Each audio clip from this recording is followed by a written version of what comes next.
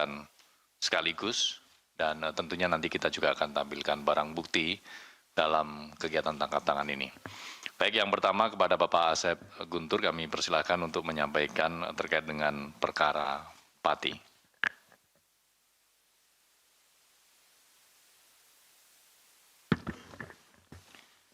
Bismillahirrahmanirrahim. Assalamualaikum warahmatullahi wabarakatuh. Waalaikumsalam. Selamat malam dan salam sejahtera bagi kita sekalian. Yang saya hormati Mas Jubir, yang saya hormati, saya cintai dan saya banggakan rekan-rekan jurnalis yang sudah cukup lama menunggu dan juga membersamai kami dalam rangka penanganan perkara tindak pidana korupsi. Baik, pada kesempatan malam ini, izinkan kami membacakan pointers terkait dengan peristiwa tertangkap tangan terduga pelaku tindak pidana korupsi pemerasan dalam pengisian jabatan perangkat desa di lingkungan pemerintah Kabupaten Pati. Pada hari ini tanggal 20 Januari tahun 2026. Pemerintahan desa memiliki peran strategis sebagai ujung tombak pelayanan publik serta pelayanan berbagai program pembangunan yang langsung bersentuhan dengan hayat hidup masyarakat luas. Jadi secara struktural mulai dari pusat sampai dengan daerah dan tentunya desa ini memiliki peran yang sangat vital karena berhubungan langsung dengan masyarakat. Oleh karenanya, praktik pemerasan dalam proses pengisian jabatan perangkat desa tidak hanya mencederai prinsip keadilan dan meritokrasi, tapi juga menciptakan potensi resiko korupsi di kemudian hari. Jadi ini mungkin sangat ya agak boleh dibilang jarang ya, yang biasanya pemerasan itu dilakukan terhadap pengisian jabatan-jabatan di tingkat kabupaten, kemudian provinsi seperti itu ya, yang pernah terjadi. Tetapi kali ini untuk pengisian perangkat desa pun dimintai sejumlah uang. Tentunya ini sangat miris ya seperti itu. Kenapa menciptakan potensi resiko korupsi di kemudian hari? Karena tentunya setelah menjabat para aparatur pemerintahan desa ini yang dipikirkan adalah bukan lagi bagaimana memberikan pelayanan terbaik terhadap masyarakat, tetapi justru bagaimana mengembalikan sejumlah uang yang dia gunakan untuk mendapatkan posisi tersebut. Maka penegakan hukum yang dilakukan oleh Komisi Pemberantasan Korupsi terhadap para pelaku terduga pemerasan dalam proses pengisian jabatan aparatur desa menjadi penting, karena tidak hanya untuk menindak pelaku tetapi juga sebagai upaya memutus mata rantai korupsi sejak awal. Mungkin rekan-rekan berpikir bahwa wah ini aparat desa, pasti juga berapa sih ngasihnya gitu. Tapi lihat aja nanti buktinya. Hal ini juga diharapkan dapat memperkuat tata kelola pemerintahan daerah serta mengembalikan kepercayaan publik terhadap sistem pemerintahan hingga ke tingkat desa. Pada sisi edukasi anti korupsi, KPK pun telah menginisiasi adanya program desa anti korupsi. Ya, di beberapa provinsi juga ada perwakilannya desa anti korupsi yang mengusung semangat transparansi dan partisipasi publik dalam pengelolaan dan pembangunan wilayah desa. Adapun kronologisnya adalah sebagai berikut.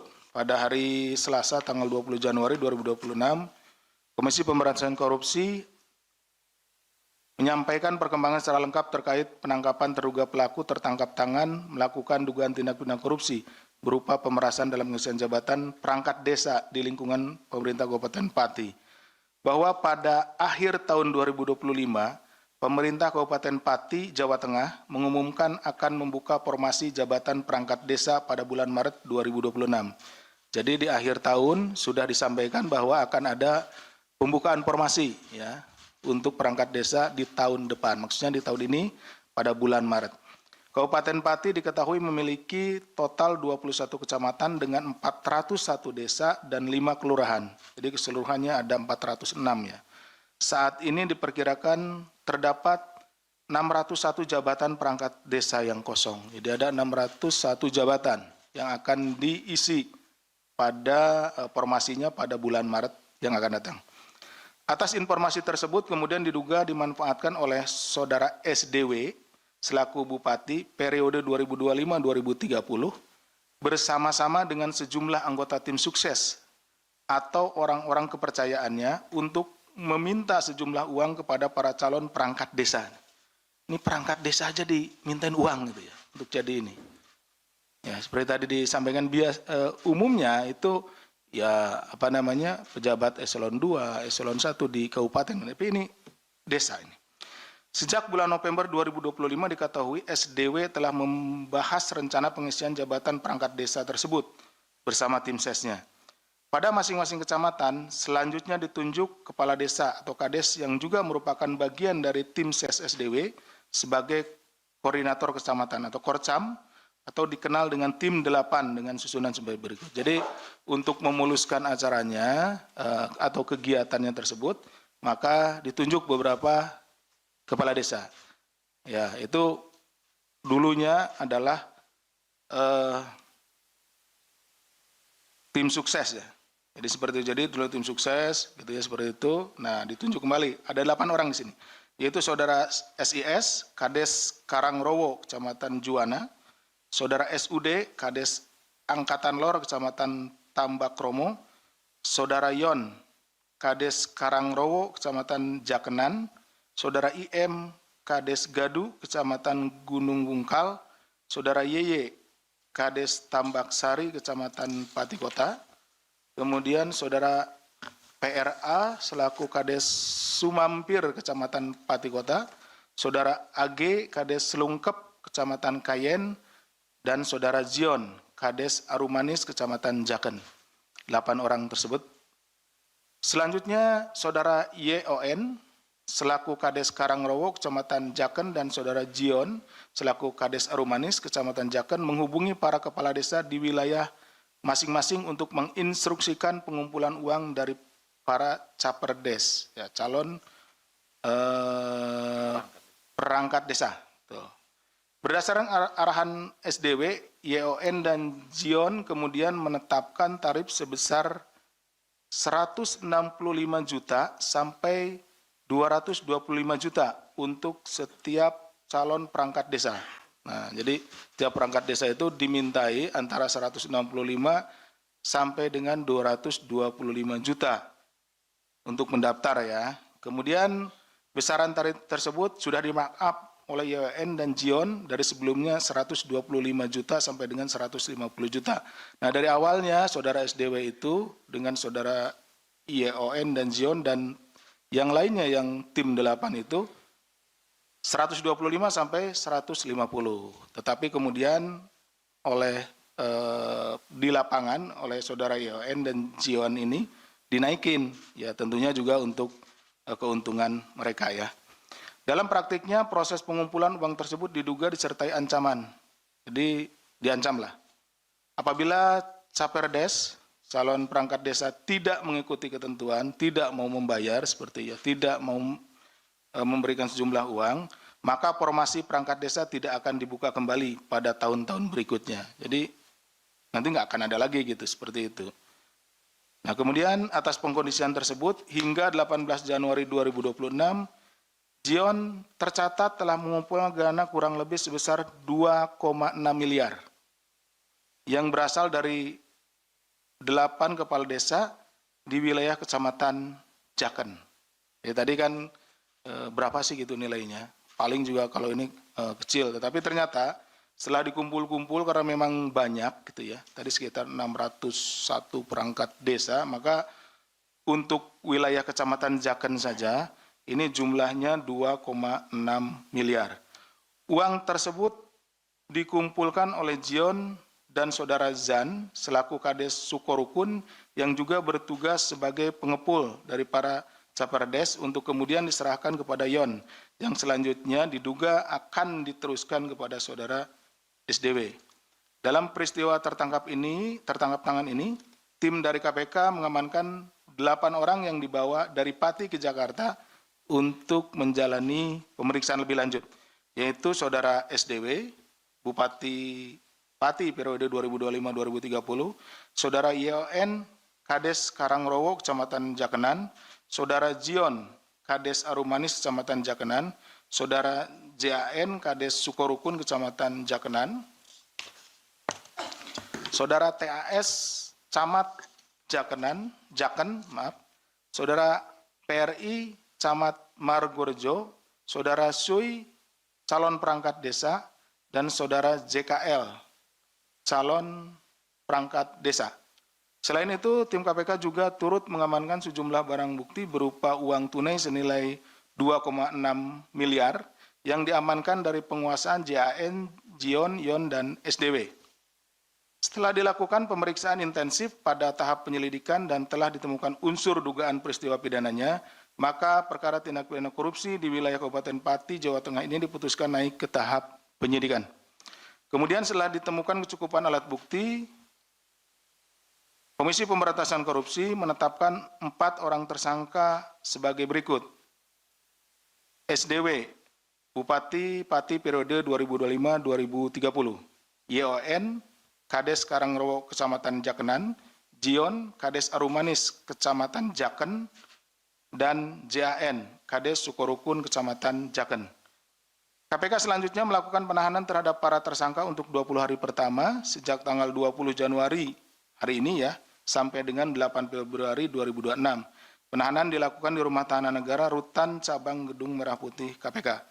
Atas perbuatannya terhadap para tersangka disangkakan telah melanggar pasal 12 huruf E Undang-Undang Nomor 31 Tahun 99 sebagaimana telah diubah dengan Undang-Undang Nomor 20 Tahun 2001 Junto pasal 20 huruf C KUHP. Dalam kesempatan ini, KPK mengimbau kepada para calon perangkat desa yang lain. Nah, ini kan baru dari desa Jaken ya, kalau tidak salah. Jaken apa Jakenan? Jaken. Jaken, ya. Jaken ya. Maaf nih salah. Jadi ini kan baru dari calon perangkat desa di Kecamatan Jaken. Tadi disampaikan ada 21 kecamatan. Jadi masih ada 20 kecamatan lagi nih. Jadi kami menghimbau pada calon perangkat desa pasti kan diperlakukan sama nih. Dimintai juga oleh Korlap masing-masing atas perintah dari Saudara SDW. Nah, tentunya agar yang bersangkutan kooperatif memberikan informasi terkait dengan dugaan peristiwa pemerasan yang terjadi ya, yang dilakukan oleh para tersangka ini. Jadi jangan takut karena di sini adalah nanti perangkat desa ini adalah korban pemerasan gitu ya, seperti itu. Sehingga agar semakin membuat terang perkara ini serta bisa mengungkap hingga tuntas jika ada modus tindak pidana korupsi serupa untuk pengisian jabatan-jabatan lain maupun jika ada sesuatu peran dari pihak-pihak lainnya. KPK juga menyampaikan apresiasi dan terima kasih kepada seluruh pihak yang telah mendukung serta berkontribusi dalam peristiwa tertangkap tangan di Kabupaten Pati ini, khususnya kepada pihak warga masyarakat Pati, Polres Kudus, Polres Rembang, Polres Pati, yang telah memfasilitasi pemeriksaan para terduga pelaku dan juga tentunya kepada rekan-rekan jurnalis yang telah membersamai kami dalam penanganan perkara ini. Demikian yang bisa kami sampaikan. Terima kasih. Saya kembalikan kepada Mas Jubir. Baik, terima kasih Pak Deputi yang telah menyampaikan secara lengkap terkait dengan peristiwa tertangkap tangannya para terduga pelaku tindak pidana korupsi berkaitan dengan pengisian jabatan perangkat desa di wilayah Kabupaten Pati, di mana KPK kemudian menetapkan 4 orang sebagai tersangka, yaitu Saudara SDW selaku Bupati Pati periode 2025 sampai dengan 2030, kemudian Saudara YON selaku Kepala Desa Karangrowo, Kecamatan Jakenan, kemudian Saudara Jion selaku Kades Arumanis, Kecamatan Jaken, dan Saudara JAN selaku Kades Sukorukun, Kecamatan Jaken. Baik teman-teman, selanjutnya kita akan menampilkan barang bukti yang turut diamankan dalam peristiwa tertangkap tangan ini.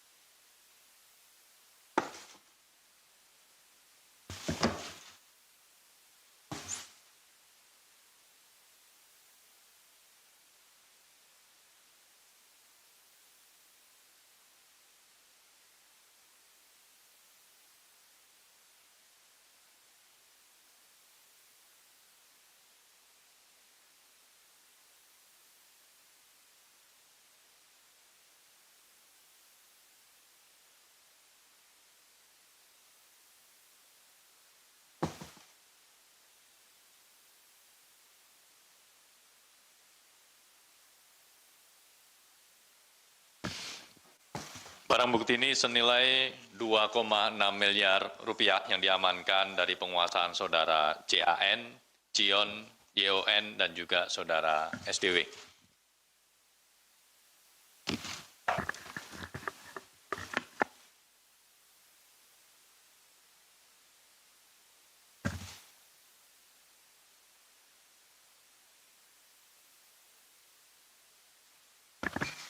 Tes. Jadi rekan-rekan ini terlihat rapi karena sudah di packing ulang ya. Jadi sebelumnya itu ditaruh di karung. Tadi ada kan kelihatan karungnya ya, di bawah. Nanti kita perlihatkan. Jadi bawahnya di karung. Gitu kan Mas Budi ya?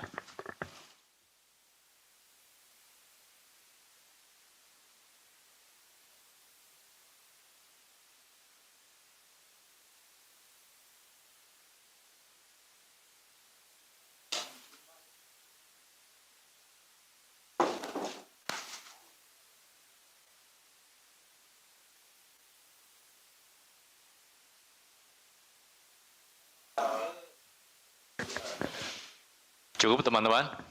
Baik, terima kasih.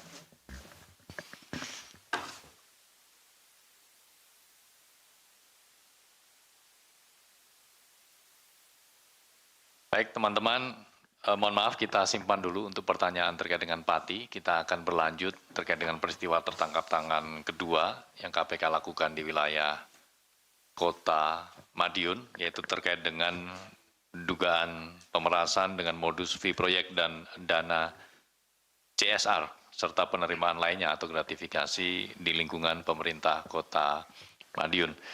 Selanjutnya kepada Bapak Asep Guntur, kami persilahkan untuk menyampaikan secara lengkap. Terima kasih pada Mas Jubir. Baik, rekan-rekan sekalian, saya lanjutkan dengan perkara yang kedua, yaitu peristiwa tertangkap tangan terduga pelaku tindak pidana korupsi terkait pemerasan. Kembali ini juga pemerasan dengan modus fee proyek dan dana CSR. Jadi dana CSR itu hanya sebagai bungkusnya saja gitu. Bungkusnya saja serta penerima lainnya atau gratifikasi di lingkungan pemerintah Kota Madiun. Dana Corporate Social Responsibility atau CSR seyogianya untuk kepentingan sosial dan lingkungan hidup bagi kepentingan masyarakat serta dapat mendukung pembangunan berkelanjutan. Oleh karena itu, dana CSR seharusnya juga memberi dampak manfaat sosial secara nyata bagi masyarakat, bukan sumber keuntungan pribadi atau kelompok tertentu. Jadi dana CSR yang diberikan oleh perusahaan itu seharusnya memang digunakan untuk kegiatan-kegiatan sosial yang tidak tidak teranggarkan gitu ya, seperti itu. Maka ketika dana CSR digunakan sebagai modus operandi untuk menerima fee atau imbalan, yang dirugikan bukan hanya keuangannya, namun juga mencederai hak masyarakat atas pembangunan yang adil. Jadi yang seharusnya masyarakat bisa menikmati fasilitas umum dan lain-lain yang pembangunan yang menggunakan dana CSR, maka dengan digunakannya secara tidak sah oleh oknum koruptor, maka masyarakat kehilangan kesempatan untuk mendapatkan pelayanan yang terbaik. Selain itu, dalam perkara ini juga ditemukan fakta adanya peraturan wali kota tentang tanggung jawab sosial perusahaan atau TSP yang tidak ditaati serta menyalahi ketentuan dalam undang-undang PT tentunya, perseroan terbatas. Di antaranya terkait dengan pemberdayaan TSP atau tanggung jawab sosial perusahaan dalam bentuk uang maupun tata kelola yang tidak dilakukan secara kredibel. Jadi ini sudah ada aturan-aturannya sebetulnya, tetapi kemudian disimpangi oleh oknum tersebut dan digunakan untuk kepentingan pribadi. Oleh karena itu, penangkapan terduga pelaku yang tertangkap tangan melakukan dugaan tindak pidana korupsi di pemerintah Kota Madiun menjadi warning atau peringatan keras bahwa tata kelola pemerintah daerah seharusnya berpihak kepada masyarakat. Jadi seharusnya dana-dana ini, dana-dana sosial ini untuk kemaslahatan masyarakat, untuk mendukung kegiatan-kegiatan masyarakat, tetapi pada kenyataannya digunakan untuk kepentingan pribadi. Di sisi lain, penindakan yang dilakukan oleh Komisi Pemberantasan Korupsi merupakan kali kedua terjadi di Kota Madiun. Jadi ini adalah yang kedua kali. Jadi ini berulang sehingga kami sebetulnya sangat prihatin dengan hal ini dan semoga ini adalah yang terakhir ya di Madiun, tidak terjadi lagi. Ketika itu KPK melakukan penindakan terhadap Wali Kota Madiun terkait dengan korupsi proyek pasar besar, gratifikasi dan tindak pidana pencucian uang atau TPPU. Itu yang dulu, yang sebelumnya ya. Fakta tersebut menunjukkan bahwa pemberantasan korupsi tidak cukup berhenti pada penindakan, tetapi harus diikuti dengan perbaikan sistem, budaya, dan komitmen serta integritas yang berkelanjutan. Jadi selain dari penindakan, maka kemudian ada perbaikan sistem nanti yang dilakukan oleh Kedeputian Pencegahan dan juga diikuti dengan pendidikan anti korupsi, di mana untuk memberikan pemahaman terhadap bagaimana perilaku koruptif yang harus dihindari. Melalui fungsi koordinasi dan supervisi, ya, Korsub, jadi selain dari yang 3 tadi juga fungsi koordinasi dan supervisi sebagai upaya pencegahan KPK mendorong seluruh pemerintah daerah memperkuat transparansi, akuntabilitas, dan pengawasan demi menghadirkan pemerintah yang bersih, melayani, dan berorientasi pada kepentingan rakyat. Adapun kronologis perkaranya adalah sebagai berikut. Pada bulan Juli 2025, Saudara MD selaku Wali Kota Madiun periode 2025-2030 memberi arahan pengumpulan uang. Jadi arahan itu disampaikan melalui Saudara SMN selaku Kepala Perizinan Dinas Penanaman Modal dan Pelayanan Terpadu Satu Pintu atau DPM PTSP. Jadi disampaikan oleh Wali Kota kepada Kepala Dinas tersebut, ya, Saudara SMN dan Saudara SD, Kepala Badan Keuangan dan Aset Daerah atau BKAD Kota Madiun. Jadi disampaikan arahan untuk mengumpulkan sejumlah uang, ada arahannya gitu ya. Arahan tersebut ditujukan kepada pengurus Yayasan Stikes Bakti Husada Mulia Madiun. Jadi ada Sekolah Tinggi Ilmu Kesehatan Stikes Bakti Husada. Ini untuk menyerahkan uang sebesar 350 juta terkait pemberian izin akses jalan dalam bentuk uang sewa selama 14 tahun. Jadi ada di depannya gitu ada akses jalan untuk menuju ke Stikes Bakti Husada Mulia Madiun. Dengan dalih keperluan dana CSR Kota Madiun, sebagaimana diketahui Stikes Madiun yang sedang dalam proses alih status perguruan tinggi menjadi universitas. Jadi Stikes ini juga sedang berproses untuk menjadi universitas. Pada 9 Januari 2026, pihak Yayasan Stikes menyerahkan uang tersebut kepada Saudara RR selaku pihak swasta yang merupakan orang kepercayaan Saudara MD melalui transfer rekening atas nama CPSA. Ini perusahaan ya, CPSA ini. Dari peristiwa tertangkap tangan ini, tim KPK mengamankan 9 orang, yaitu Saudara MD, Wali Kota Madiun periode 2019-2024 dan 2025-2030. Jadi ini adalah periode kedua yang bersangkutan ya. Kemudian Saudara RR selaku pihak swasta atau orang kepercayaan Saudara MD. Kemudian Saudara TM, Kepala Dinas PUPR Kota Madiun. Saudara KP, Sekretaris Dinas Kebudayaan Pariwisata, Kepemudaan dan Olahraga, Disbudfora Kota Madiun. Saudara US, Wakil Ketua Yayasan Stikes Bakti Husada Madiun. Saudara EB, Ketua Yayasan Stikes Bakti Husada Madiun. Saudara IM, mantan orang kepercayaan Saudara MD. Saudara SK, selaku pihak swasta atau pemilik atau direktur CPMA dan rekanan kepercayaan Saudara MD. Dan Saudara SG, selaku pemilik Rumah Sakit Darmayu dan developer PT HB. Selain itu, tim KPK juga mengamankan barang bukti uang tunai sejumlah 550 juta. Dengan rincian 350 juta diamankan dari RR dan 200 juta diamankan dari TM. Jadi dari dua orang ini jumlahnya 550 juta. Bahwa dalam peristiwa tertangkap tangan ini, tim KPK juga menemukan adanya dugaan tindak pidana korupsi berupa permintaan fee penerbitan perizinan di lingkungan Pemkot Madiun kepada pelaku usaha seperti hotel, minimarket, hingga waralaba. Jadi selain dari permintaan tadi ke Stikes, ada untuk mendirikan usaha di sana. Nah, dimintai untuk pengajuan izinnya itu diminta oleh oknum wali kota ini. Bahwa pada bulan Juni 2025, MD juga diduga meminta uang kepada pihak developer sekitar 600 juta, di mana uang tersebut diterima oleh SK dari pihak developer PTHB yang selanjutnya disalurkan kepada MD melalui perantara RR dalam 2 kali transfer rekening. Penerimaan lainnya atau gratifikasi, penyidik juga menemukan berbagai indikasi dugaan tindak pidana korupsi lainnya berupa pemerasan atau penerimaan lainnya oleh Saudara MD saat menjabat sebagai Wali Kota Madiun. Di antaranya penerimaan lain berupa gratifikasi terkait pemeliharaan jalan paket 2 dengan nilai proyek sebesar 5,1 miliar. Di mana MD melalui Saudara TM selaku Kepala Dinas PUPR Kota Madiun meminta fee 6% dari nilai proyek tersebut pada penyedia jasa atau kontraktor. Namun pihak kontraktor hanya menyanggupi fee 4% atau sekitar 200 juta, bahwa kemudian terjadi kesepakatan atas kesanggupan pemberian fee yang dilaporkan oleh TM kepada MD.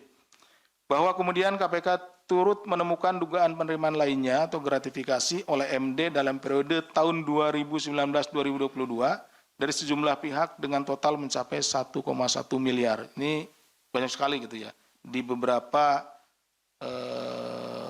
kali di beberapa perkara yang berbeda.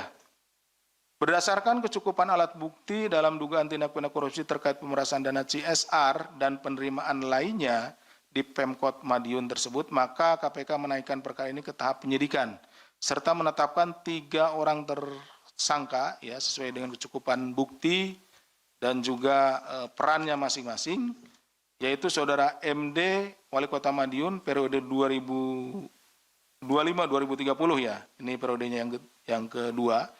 Saudara RR selaku pihak swasta atau orang kepercayaan Saudara MD dan Saudara TM selaku Kepala Dinas PUPR Kota Madiun. KPK selanjutnya melakukan penahanan terhadap para tersangka untuk 20 hari pertama sejak tanggal 20 Januari sampai dengan 8 Februari 2026. Penahanan dilakukan di Rumah Tahanan Negara Cabang Gedung Merah Putih KPK. Atas perbuatannya terhadap Saudara MD dan Saudara RR disangkakan telah melanggar pasal 12 huruf E atau pemerasan Undang-Undang Nomor 20 Tahun 2001 Yunto pasal 20, Yunto pasal 21, Undang-Undang Nomor 1 Tahun 2023 tentang KUH Pidana.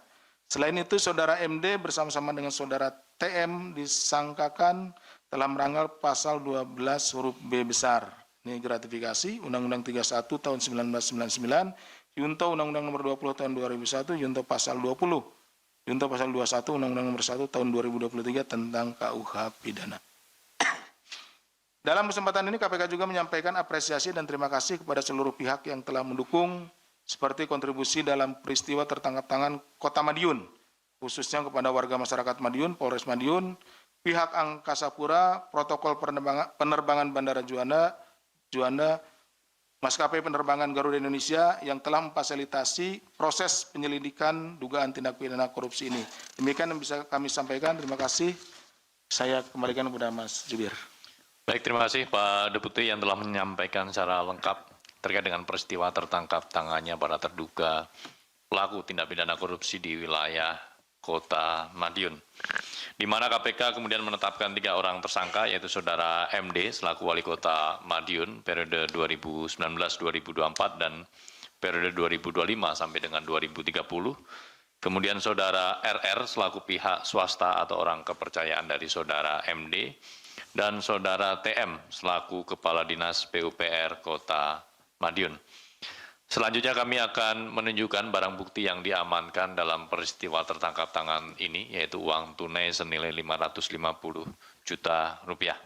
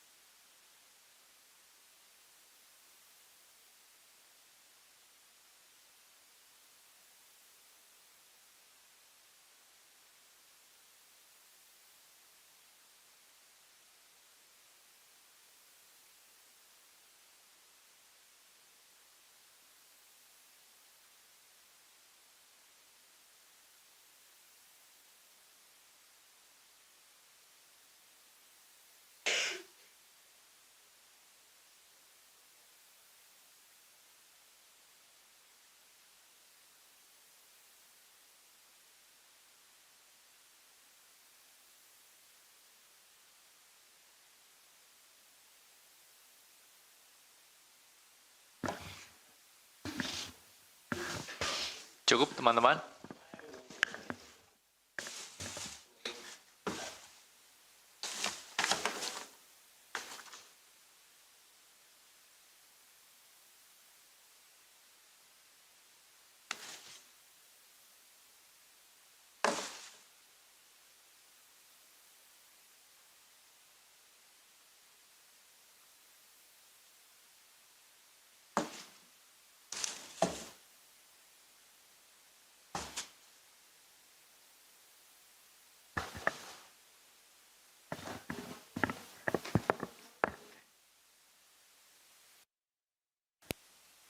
Baik, kawan-kawan media, kita akan masuk ke sesi tanya jawab. Belum, masih Riksa. Coba dicek dulu.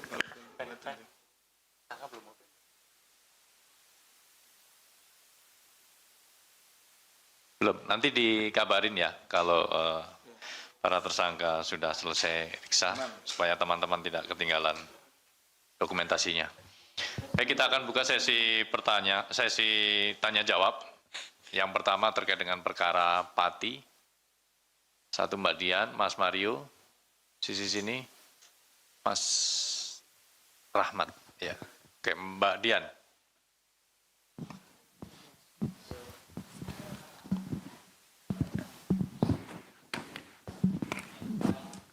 Malam Pak Asep, Mas Budi, saya Dian dari Harian Kompas. Izin ada 2 pertanyaan Pak. Ini kalau nggak salah Pak Sudewo ini kan menjadi kepala daerah yang ke-7 yang terkena OTT KPK ya sejak Pilkada serentak 2024 gitu. Nah ini kalau dari sisi angka bagaimana sih Pak? Apakah memang cukup banyak gitu kepala daerah hasil Pilkada 2024 yang terjerat kasus hukum gitu? Kemudian celahnya itu di mana ya Pak? Karena kalau melihat modus-modusnya kan hampir sama ya Pak, CSR, kemudian pemerasan gitu. Apakah memang karena kewenangan dari kepala daerah ini cukup cukup besar sementara pengawasannya masih rendah gitu Pak, dan mungkin ke depannya seperti apa agar tidak terus berulang begitu Pak, karena kasihan juga masyarakat yang sudah memilih dia untuk jadi kepala daerah gitu. Terima kasih Pak. Terima kasih Mbak Dian. Berikutnya Mas Rahmat. Baik, selamat malam Mas Budi, Pak Asep, izin Rahmat dari ORAI. Mengenai Pati, ingin mengkonfirmasi aja, apakah dari OTT ini juga KPK sempat mengendus beberapa waktu lalu juga Bupati Sudewo ini kan sempat di demo besar-besaran oleh warganya, itu mengenai usulan kenaikan pajak bumi dan bangunan. Nah, apakah dari situ juga berlari dari Bupati Sudewo ini diduga akan melakukan korupsi juga di sektor pajak bumi dan bangunan tersebut. Lalu sempat viral juga dari koordinator demo itu kan sempat viral dia damai dan sempat flexing mendapatkan uang. Apakah KPK mengendus adanya dugaan suap pemberian barang berupa mobil terhadap koordinator demo tersebut? Dan sementara itu dulu, makasih. Baik, terima kasih Mas Rahmat. 2 poin ya tadi. Silakan Mas Mario. Iya, terima kasih. Saya ingin menanyakan aja soal kasus Bupati Pati ini. Pertama terkait bahwa Sudewo ini kan bukan kali ini berperkara. Bahwa jelas dalam sejumlah dakwaan atau BAP kasus DJKA itu menyebutkan menerima 8 miliar. Tapi sampai detik ini di DJKA, kasus DJKA itu yang kemarin masih ngurusin ditahan di DJKA mana wilayah Medan ataupun Sulawesi tidak juga dijerat. Apakah ini cara KPK untuk menjerat Sudewo tidak dengan kasus DJKA? Karena kalau DJKA Sudewo kena masih ada 19 atau 16 anggota DPR lain. Ini pasti kusut gitu loh. Ini agak berat KPK. Tapi dengan cara kalau udah OTT ya penguasa juga mau bilang apa? Barang-barang buktinya tangkap tangan gitu loh. Nah yang menarik di sini sejauh mana? Kenapa KPK baru memonitor di awal atau Desember ataupun Januari, sementara sejumlah kasus yang tadi disebutkan Rahmat itu, pertama bahwa ini kepala daerah ditolak oleh rakyatnya, bahkan sampai ada yang nginep nangis-nangis ibu-ibu, ratusan ibu-ibu. Terus kedua, dia justru dengan membusungkan dada menaikkan pajak yang lebih mencekik ekonomi rakyatnya. Di KPK lolos, dibenci rakyatnya, akhirnya alam yang menghukum. Sampai detik ini 3 minggu banjir di Pati, masih sempet-sempetnya dia mikirin duit, meres sekdes gitu loh. Kalau dilihat rangkaiannya, ini kan sesuatu yang memang harus diberikan titik terang. Orang korupsi di saat bencana, ada yang namanya pasal hukuman mati, tes deh kali ini deh gitu loh. Masih sempet loh orang 3 minggu orang nyumbang APBN untuk evakator lewat BPBD, ngelontorkan uang ratusan miliar, dia mikirin korupsi perutnya doang gitu loh. Pertanyaannya, kenapa baru soal sekdes gitu loh? Itu kan pertanyaan dari awal saya udah bilang. Kenapa yang kemarin enggak? Rahmat bilang pajak. Emang nggak terbukti kepentingan menaikkan pajak itu ada selisih. Nah ini saya sudah menjabarkan DJKA dia lolos, dihukum sama rakyat, di resapel atau dimakzulkan, lolos lagi. Akhirnya alam yang menghukum. Alam ini meminta KPK, balik lagi dong KPK. Dan saya minta KPK menelusuri hal apa yang dikatakan teman Rahmat tadi, pajak. Dugaan anggaran banjir, ekavator, pembelian ekavator, penataan tata kota ulang, terus dana dari Kemensos, untuk penyediaan 61.000 warga yang terdampak banjir. Nah itu kan duit semua bukan daun gitu loh. Nah kenapa KPK tidak di sana? Nah saya rasa ini menjadi pintu masuk untuk ke wilayah yang tadi dikatakan tadi. Terus kemudian untuk 2 orang lagi yang tadi si pengepul, saya pastikan ini ada 601 perangkat desa di seluruh Kabupaten Pati. Ini yang ketahuan saja menurut saya. Sebenarnya bukan di Cinaken, apa namanya? Desa. Kajen. Daerah Jaken. Bukan hanya di Jaken saja sebenarnya yang sudah diuangkan. Dia mungkin saja Sudewo dibohongin nih sama 2 orang. Karena laporan itu sudah ada bahwa ada pemilihan. Sekarang siapa yang nggak mau gitu loh. RW dikasih duit kelola desa 1 miliar. Yang jadi barang itu nggak nyampe 50%. Ya seneng lah, cuman setoran 125, boleh lah. Artinya ini sangat meracuni warga dan ya ini menjadi pintu masuk KPK untuk menelusuri dugaan korupsi lain yang kemudian ini bisa saja berdampak kepada kemakmuran rakyat sebenarnya. Yang rakyat ini yang mau ini kan KPK ini kemarin sampai nangis-nangis itu kan melakukan eksekusi ini. Kira-kira apakah KPK sebelumnya memang sudah memonitor misalkan soal kinerja dugaan lain yang mungkin baru hari ini klik soal dana desa. Itu aja, makasih. Oke, makasih Mas Mario. Ada 3 pertanyaan dari Mbak Dian, Mas Rahmat, Mas Mario. Mbak Dian terkait dengan potensi celah terjadinya korupsi di pemerintah daerah, mengingat ini adalah kepala daerah ke-7 ya, yang ditangani oleh KPK. Dan juga Mas Rahmat terkait apakah ada dugaan tindak pidana korupsi lainnya yang terjadi di wilayah Kabupaten Pati, menyambung tadi yang disampaikan oleh Mas Mario, juga relevan dengan apa yang ditanyakan oleh Mas Rahmat. Monggo Pak Deputi. Terima kasih Mas Jubir. Terima kasih Mbak Dian, Mas Rahmat, dan Mas Mario, rekan-rekan sekalian, selamat malam. Yang pertama dari Mbak Dian dulu ya, Mbak Dian. Jadi ini rupanya Mbak Dian sudah ngitung ini yang ke-7 gitu ya.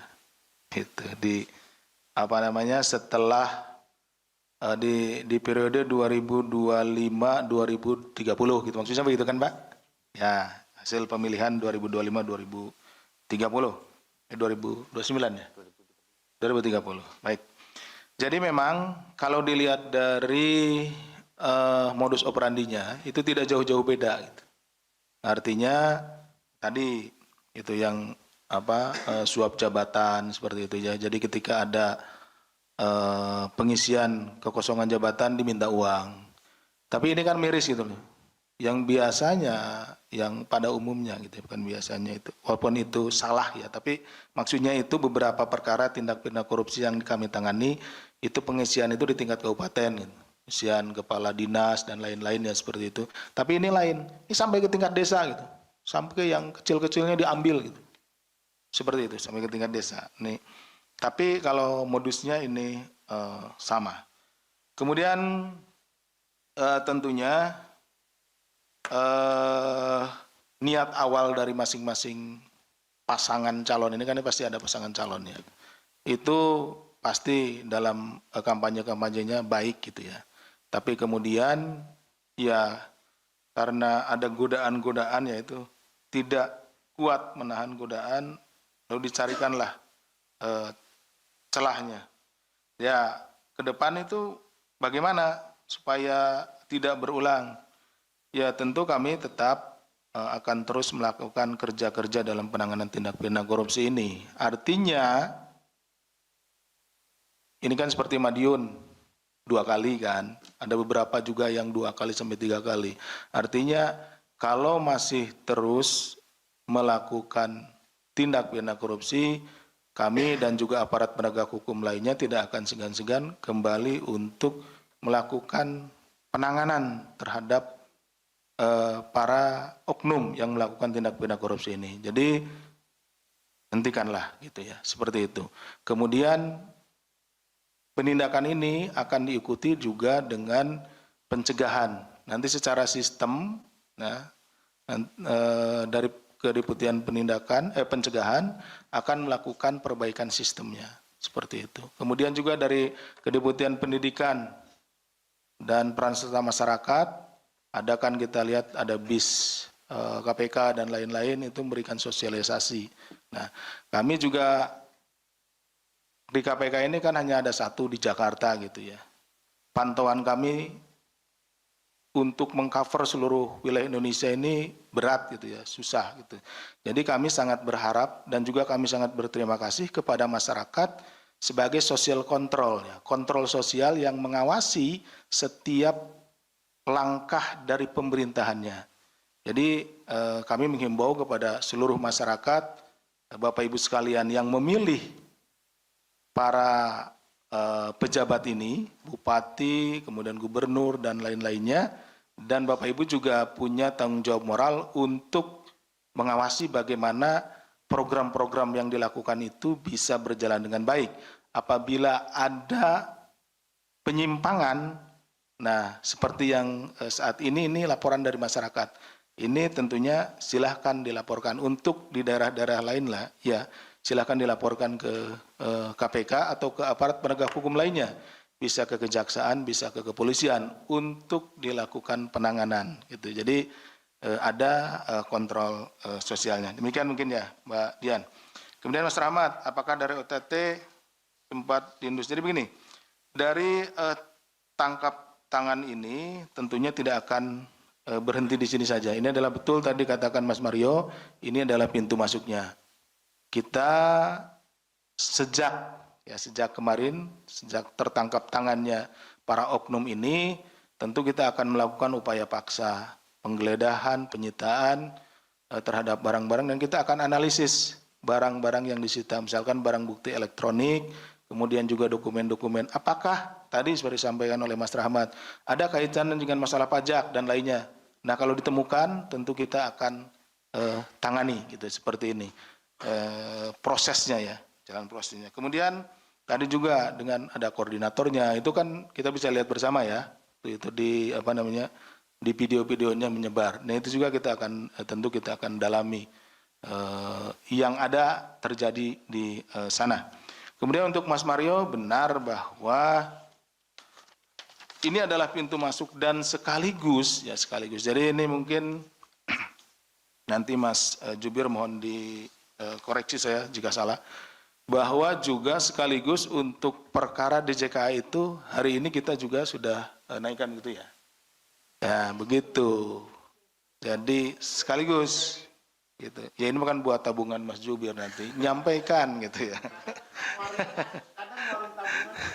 Oh, nanti nyampaikan Mas. Ya. 2. Iya. Oke. Gitu. Nanti itu bagian Mas Jubir sebetulnya. Tapi keburu ditanya sama Mas Mario ini, jadi saya mohon maaf ya Mas Jubir ya. Jadi perkara-perkara yang juga, ini kan ada putusan sidangnya ya, putusan persidangannya. Jadi sekaligus, biar juga tidak diadili 2 kali. Ya nanti untuk persidangannya bisa 1 kali gitu.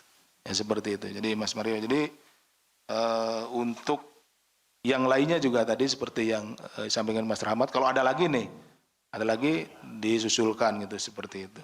Demikian mungkin yang bisa saya sampaikan. Baik, terima kasih Pak Deputi. Selanjutnya sesi kedua masih perkara Pati, jika masih ada. 1 Mbak Satya, Mas Yonatan, Ya, nanti kita belakang jawab. Mbak Mutia. Silakan Mbak Satya. Ya, jadi gini, ini nambah dulu ya Mas Mario ini. Bahaya nih, senior masalahnya kalau nggak dijawab. Jadi ini Mas Mario, itu ada 161 formasi ya di 406 ya kan, ada desa kelurahan. 601. Ya ada ininya 601 formasi perangkat desa. Itu di 406 ya, 401 desa dan 5 kelurahan. Itu di 21 kecamatan ya? 21 kecamatan. Nah yang kami tangani kemarin itu baru 1 kecamatan. Kecamatan Jaken. Jaken. Ya, jadi di Kecamatan Jaken saja. Kami juga menduga bahwa di kecamatan lain itu juga yang Jakenan dan lain-lain lah, itu juga sama gitu ya. Hanya saja karena tentu kita fokus ke satu titik gitu ya, biar ini tidak gerambyang, tidak terpecah, supaya tidak terpecah. Kita ke 21, harusnya sih ke 21-21-nya gitu. Tapi yang ada itu sementara di Jakenan ini. Seperti ya, tentunya kita akan kembangkan ke yang lainnya. Makanya tadi pada saat di akhir ini disampaikan bahwa untuk yang lainnya aparat desa yang merasa diperas silahkan untuk lapor gitu ya. Seperti itu. Gitu ya Mas Mario. Oke. Cukup Mas Mario? Mbak Satya, silakan.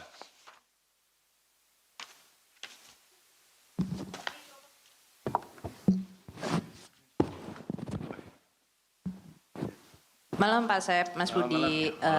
Saya mau menyinggung soal tim 8 nih Pak. Tim 8. Iya, saya penasaran.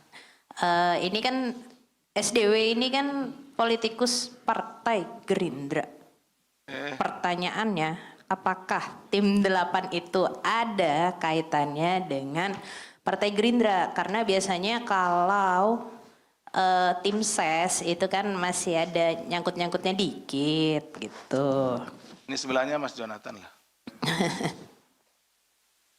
Terus yang kedua, ini kan bukan cuman sih, ini kan perangkat desa yang baru ditemuin dalam OTT. Ini nextnya akan dikembangin lagi nggak sih sama KPK? Misalnya ada temuan gitu di terkait yang lain gitu, pemerasan yang lain untuk jabatan-jabatan ini itu.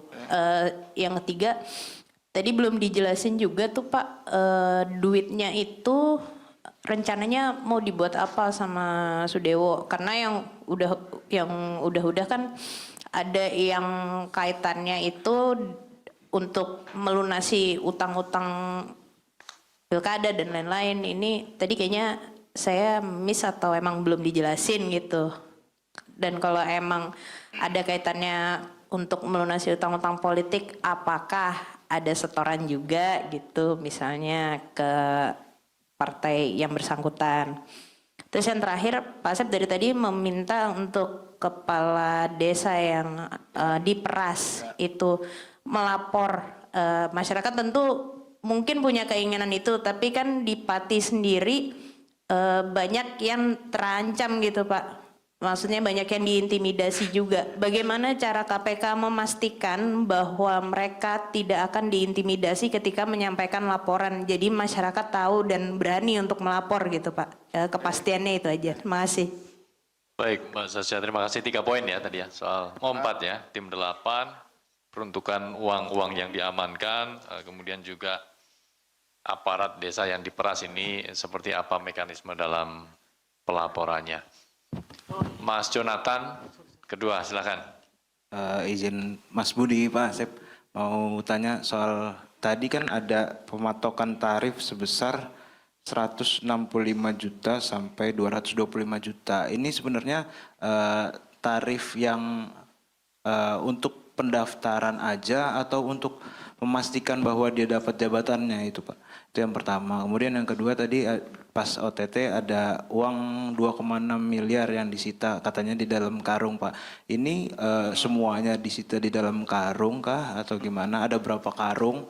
Itu kenapa disimpan di dalam karung? Apakah emang niatnya disembunyikan atau ditaruh di kolong kasur gitu misalnya Pak? Itu aja Pak. Terima kasih. Baik, terima kasih Mas Jonathan. 2 poin ya, soal tarif dan juga pengamanan atas uang-uang tersebut. Berikutnya Mbak Mutia, belakang masuk. Selamat malam Pak Asep, Mas Budi. Mau tanya, mastiin waktu OTT-nya, sebenarnya itu OTT-nya dilakukan pada hari Senin atau hari Minggu ya Pak Asep? Terus dapat informasi juga yang Pati, itu petugas di lapangan sempat mengalami kendala untuk menemukan hubungan langsung antara Bupati dengan pengepul. Meskipun udah ada temuan bahwa uang dari Kades ini udah ada di pengepul. Terus itu dulu Pak. Oke. 2 poin ya Mbak Mutia. Monggo Pak Deputi dari Mbak Satsya, Mas Jonathan dan juga Mbak Mutia. Baik, terima kasih Mas Jubir. Ini ada 1, 2, 3, 4, tambah 2, 8. Tambah 2 lagi. Baik, Mbak Tasya. Yang pertama, tim 8. Ada kaitannya nggak dengan partai? Tidak ada. Kenapa? Karena kami meyakini bahwa seluruh partai itu pasti mengusung anti korupsi. Ini adalah oknum yang melakukan tindak pidana korupsi gitu ya, seperti itu. Jadi kami juga turut membantu untuk organisasi ataupun yang lainnya supaya oknum-oknum yang tidak benar ini ya tidak berada di organisasi atau partai tersebut. Kita turut membersihkan demikian. Kemudian perangkat desa. Apakah akan pemerasannya untuk jabatan yang lain ini? Tentu tadi disampaikan bahwa jabatan-jabatannya kita akan lihat. Cluenya begini, yang kecil-kecil aja gitu ya, perangkat desa diambil gitu. Apalagi ini mungkin yang makin ke atas gitu ya, betul gitu kan, mungkin besar gitu. Berapa sih penghasilannya gitu kan, perangkat desa kan kecil, udah susah kan, dibikin susah gitu, dimintain uang, sama yang kecil aja begitu, apalagi sama yang gede. Itu kira-kira lah, tapi belum tentu juga gitu. Tapi kita berdasar dari asumsi itulah kita terus akan dalami. Kemudian ini uang apa? Uangnya untuk apa? Jadi tadi nih nyambung juga dengan yang Mbak Mutia nih. Dan Mbak Mutia. Jadi sampai saat ini masih didalami ya uangnya. Karena waktu itu dikumpul-kumpul oleh si tangan kanannya ya. Dan tangan kirinya lah. Gitu. 8 orang ini. Kan selalu bilang tangan kanan, kesian kan. Yang tangan kirinya juga gitu ya. Jadi 8 orang ini sebagai orang kepercayaannya. Nah ini masih didalami untuk keperluan apa uang sebanyak itu. Karena dari 1 kecamatan saja 2,6. Ini ada 21. Nah, dikalikan saja nih, 20 lagi. Berarti kan kali 2 aja udah 40 miliar kan? 20 kali 2, 40 miliar. Jadi 42 miliar gitu. Jadi kira-kira sebesar itulah. Nanti akhirnya gitu kalau di keseluruhan kecamatan gitu, seperti itu. Untuk ini uang yang sangat besar ya, 40 miliar. Digunakan untuk apa? Nah itu sedang kita dalami. Itu yang ketiga. Kemudian bagaimana KPK bisa menjamin supaya orang yang lapor itu aman gitu ya. Tentu juga ada kita memiliki aplikasi, kemudian juga media sosial, kemudian juga nomor telepon ya, di mana identitas dari si pelapor itu akan kita lindungi gitu ya, sehingga tidak akan diketahui oleh pihak manapun, si pelapor itu aman seperti itu. Jadi laporannya bisa kita terima, tentunya harus disertai dengan bukti-buktinya. Jadi tidak hanya laporan begitu saja gitu ya. Bukti-buktinya diberikan juga disertakan kepada kita. Seperti itu salah satunya. Ketahuan. Ininya dihitemin gitu ya. Kayak hoodie. Kemudian Mas Jonathan, tarif 165 sampai 225 juta. Ini apakah hanya untuk daftar saja? Ini all in. Ini biasanya all in. Gitu. Kayak yang sebelumnya. Jadi all in sampai selesai gitu ya, sampai jadi gitu. All in 165 sampai 25. Tapi ini kan udah dinaikin. Jadi sama tim 8 ini dinaikin juga gitu seperti itu. Kemudian yang 2,6 ini disita. Jadi ada gini. Ini keberanian warga ya. Kami sangat mengapresiasi. Jadi uang ini kan dikumpulin dari beberapa orang itu berangkat. Dimasukin karung. Makanya tadi kan ada karung warna hijau itu. Masukin karung dibawa gitu karungnya gitu. Kayak bawa apa ya? Beras gitu Pak, ular ya. Bawa karungnya gitu. Itu ada videonya. Mas Jubir yang punya, nanti minta Mas Jubir. Jadi bawa karung gitu. Ini Pak dari si Anu gitu, berapa gitu. Gitu. Karena mungkin mau dibawa gini kan ini susah gitu ya. Itu kan uangnya mungkin di sana itu uangnya itu kan tadi kelihatan ada yang 50 ribuan gitu kan, ada yang berapa gitu, pecahan begitu. Itu tadi kelihatan rapi itu karena di depan rekan-rekan saya sudah di packing ulang jadi ini.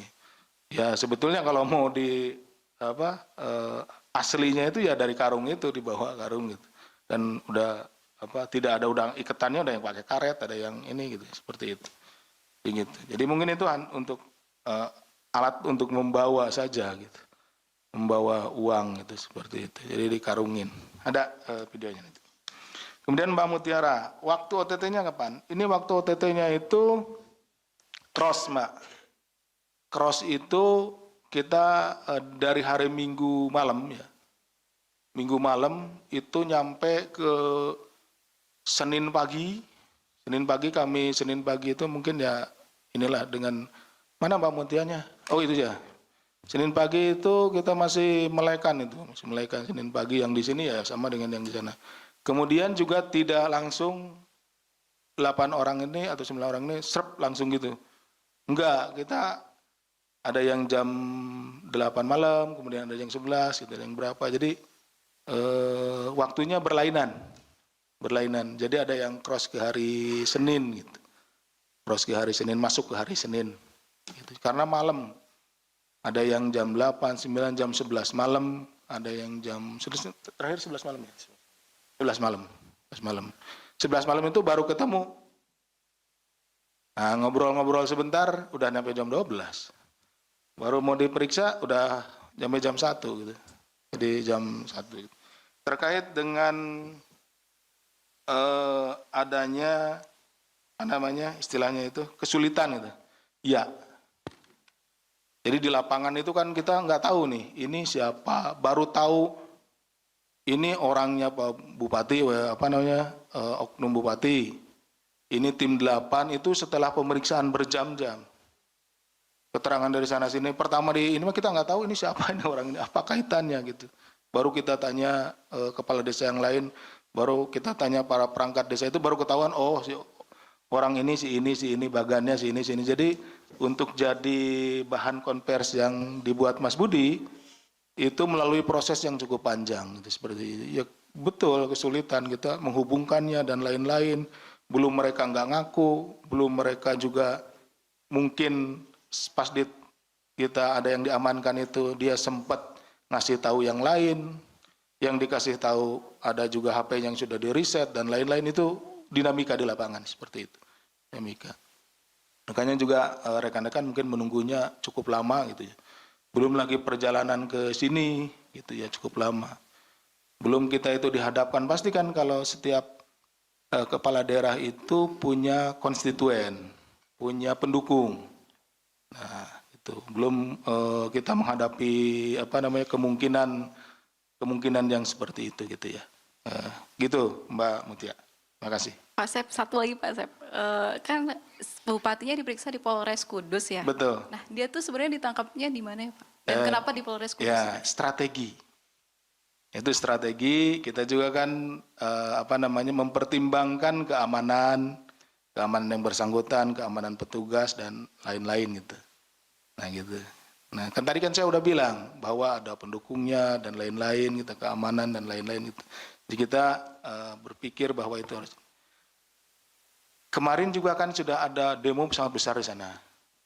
Nah kita antara yang pro dan kontra kan, itu sangat kita jaga, jangan sampai bentrok nih yang pro ingin ini nanti datang yang kontra gitu kan. Nah itu jadi lebih baik kita mencari tempat yang lebih safe baik bagi yang bersangkutan maupun juga dari kita, dari petugas kita gitu. Itu Mbak, itu strateginya. Berarti ditangkapnya di mana Pak? Yang Bupati? Di Pati. Adipati. Iya, kan deketan itu, tetanggaan lah. Belahan. Ya. Oke, terima kasih Pak Asep. Kawan-kawan masih ada? Sudah nggak ada? Terima kasih. Madiun? Nggak ada. Besok Masa? aja. DJK? Nanti besok diumumin sama ini lengkapnya. Belum ditulis. Belum ditulis. Ntar besok. Ya. Tadi bisa. Enggak, ini baru adanya baru tentang Madiun sama Pati gitu, belum ditulis. Ya, besok ya. Iya. Oke. Oke, Baik. nanti siap tunggu di ini. Terima kasih Pak Deputi. Kawan-kawan, ini juga Riksa yang Pati sudah mau selesai. Sebentar lagi turun, jadi teman-teman supaya tidak ketinggalan. Terima kasih kawan-kawan media. Terima kasih Pak. Besok sekalian. Oke. Besok sekalian. Baik, terima kasih kawan-kawan. Salam sehat selalu, sampai bertemu lagi. Terima kasih. Wabillahi taufik walhidayah. Wassalamualaikum warahmatullahi wabarakatuh. Waalaikumsalam warahmatullahi wabarakatuh. Jelajahi cara baru mendapatkan informasi. Download Metro TV Extend sekarang.